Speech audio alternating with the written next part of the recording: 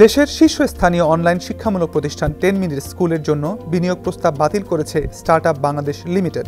আজ স্টার্টআপ বাংলাদেশের verified Facebook পেজে এ সংক্রান্ত ঘোষণা দেওয়া হয়।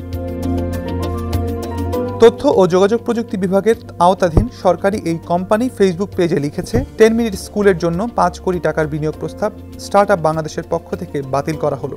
বিনিয়োগ বাতিলের এই ঘোষণা ও স্টার্টআপ বাংলাদেশের পোস্ট নিজের ফেসবুকে জানিয়েছেন ডাক, টেলিযোগাযোগ ও তথ্য প্রযুক্তি প্রতিমন্ত্রী জুনায়েদ আহমেদ পলকু।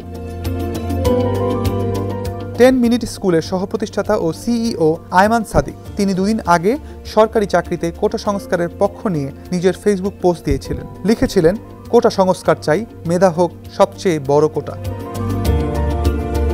এর আগে কোটা সংস্কার আন্দোলনের পক্ষে স্ট্যাটাস দেন আয়মান সাদিক। তিনি লেখেন, রক্তাক্ত ঢাকা বিশ্ববিদ্যালয়ে আমার ক্যাম্পাসে রক্ত কেন, প্রতিবাদ জানাই। কোটা সংস্কার আন্দোলনের পক্ষে ফেসবুক কভার ফটো দেন তিনি। সত্যি আমাদের নিজেদের হোটেল? হ্যাঁ, ইডেন বে আমাদের নিজেদের হোটেল। Any time check in, any time check out. Eden Bay, a concern of Bhaiya Hotels.